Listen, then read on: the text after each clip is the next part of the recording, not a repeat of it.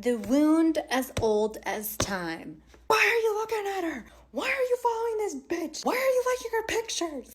Those were the days. My life changed when I realized that the equivalent of a man lusting after other women is not the same thing as me lusting after another man's looks.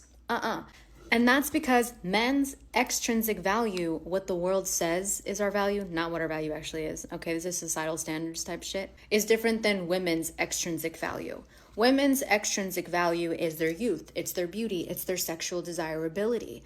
But for men, their extrinsic value is in their capabilities, their status, their power, their money. So, a man lusting after another woman, having wandering eyes, is the equivalent of a woman. So, the equivalent of, fuck, why can't I speak? I'm so irritated. The equivalent of a man lusting after another woman is a woman going to her man and saying, I just met the most impressive man. Like, he is such a genius. Like, he's so confident and smart. Can you believe that he accomplished all of this? Say that to your man. I fucking dare you. You will probably have the fight of your life. Now, as a relationship coach, I'm gonna have to tell you to use this information responsibility. And responsible. As per my code of ethics, I can't tell you to do that just to start a petty argument, but you know, what you do with this information is none of my business. But it will invoke the same reaction in him that gets invoked in us when we see them lusting after other women. And that's because the core wound is the same. It's that I'm not enough, but it is mirrored. It is different for women and men.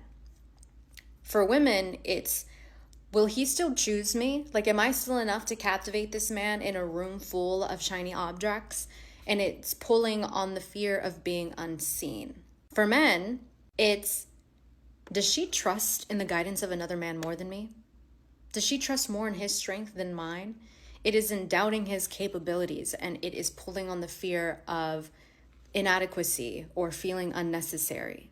And so it's really important that we understand this, because I didn't even realize I was doing this, because in my head I was like, well, you work so hard. Like, I don't get what the big deal is. You work so hard to be this type of man. Like, shouldn't we both be appreciating, you know, another man's like accomplishments and like it's impressive.